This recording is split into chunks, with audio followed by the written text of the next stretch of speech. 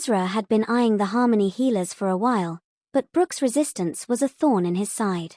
Well, Brooke hesitated, feeling cornered. Sir Crane is unmatched in his mastery of the occult. If you're not up to the task, there's no need to be embarrassed that you can't. We'll leave Mr. Welsh Sr.'s strange sickness to Sir Crane, Ezra said, implying that Brooke was inadequate. Brooke furrowed his brow but quickly regained his composure. In the end, he said nothing since he knew he couldn't afford to provoke someone of Ezra's stature. Mr. Swanson, don't jump to conclusions so fast. We don't know who's making a fool of themselves yet. A calm voice chimed in suddenly. Everyone turned to the source of the voice and saw a casually dressed, handsome young man strolling over. It was none other than Dustin. Dustin. Eleanor's face lit up with joy as she rushed to greet him. Why are you here? I heard from Dr. Bush that your grandfather is suffering from a strange sickness, so I came to have a look, Dustin said with a smile. Oh, so you're the occult expert that Dr. Bush mentioned? Eleanor quickly realized.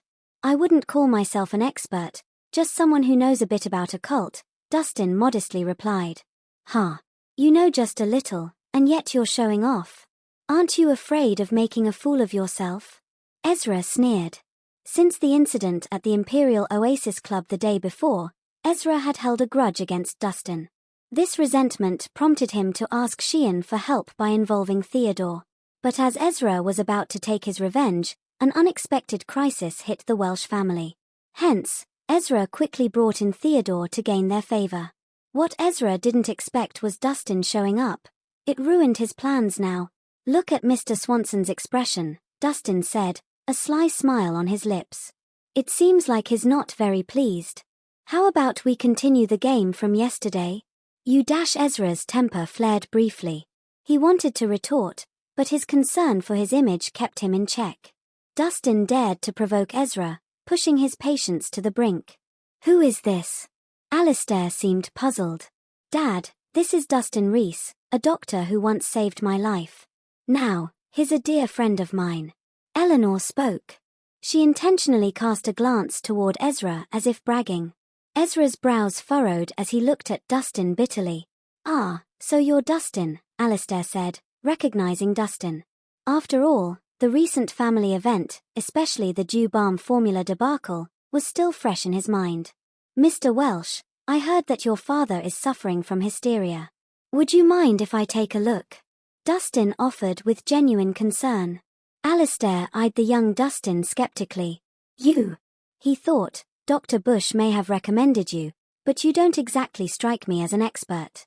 Dustin, that's kind of you, but we already have Sir Crane helping us.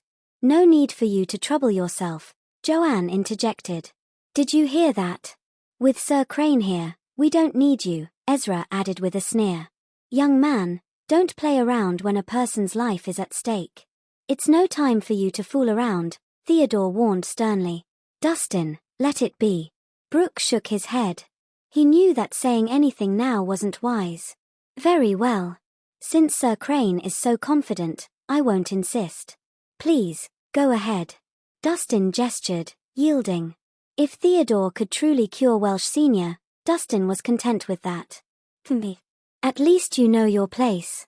Theodore glanced indifferently at Dustin before entering Welsh Sr.'s room.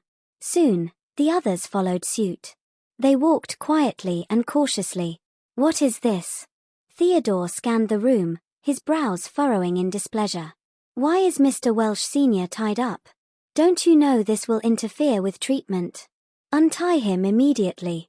Sir Crane, you may not be aware of the full situation. When my dad's condition takes a dark turn, he becomes uncontrollable and aggressive. We had no choice but to restrain him, Alistair explained. The memories of his father's violent fits still haunted him. Don't worry. With me here, Mr. Welsh Sr. won't pose a threat. Please, untie him, Theodore assured them confidently. Alistair hesitated momentarily, then glanced at Joanne, who gave a confirming nod. Untie my dad. Right away, sir, the two Welsh family members responded in unison. They quickly untie Welsh Sr. Sir Crane, untying Mr. Welsh Sr. might not be a wise move. If his hysteria happens, you could be in danger, Dustin cautioned. Ridiculous. I've faced much bigger challenges. A mere hysteria won't trouble me. Crane scoffed. Dustin, you may be inexperienced, but Sir Crane isn't. Observe and learn. Maybe you'll learn something valuable, Ezra taunted. Is that so? I'll be watching closely, then, Dustin replied with a shrug, choosing not to engage further. Once the restraints were removed, Theodore approached the Welsh senior. He examined Welsh senior's eyes, mouth, tongue, and teeth and conducted a basic examination on him. If I'm not mistaken, the patient has fallen prey to witchcraft, which has disturbed his mind and triggered these bouts of hysteria, Theodore stated. Impressed, Alistair praised him and inquired, well done, as expected of a real expert. Is there a solution to it, Sir Crane?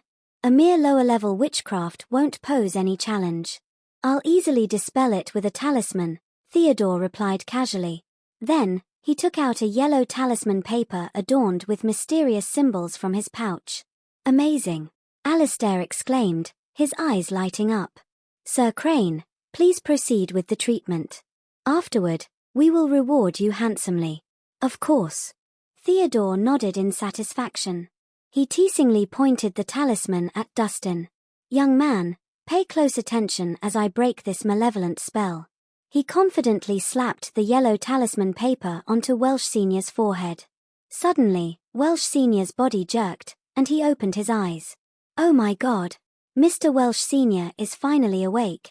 Wow, that occult expert lives up to his name. Just one talisman, and voila, the magic happens. Surprisingly, Theodore's talisman worked like a charm, and Welsh Senior's eyes snapped open. The Welsh family members couldn't contain their joy and amazement. Ezra chimed in with a smug grin. 11 haha. See? I told you the occult expert I brought over wouldn't disappoint. Alistair nodded in agreement. Sir Crane, your occult skills are truly incredible. We are genuinely impressed. Absolutely remarkable, Sir Crane. The Welsh family members were in awe, looking at Theodore with respect. Theodore's extraordinary abilities shattered their preconceptions and shed light on the power of occult techniques. Well, punk, are you impressed? Theodore sneered at Dustin arrogantly. Even though they were knowledgeable in the same field, he viewed Dustin as inferior to him. However, Dustin cautioned Theodore, Sir Crane, just be careful. I have a hunch this situation may be trickier than it looks. Theodore responded condescendingly, Humph. You're clearly ignorant of what breaking a curse with a single talisman means. Do you even understand the depth of occult expertise? Or how about a?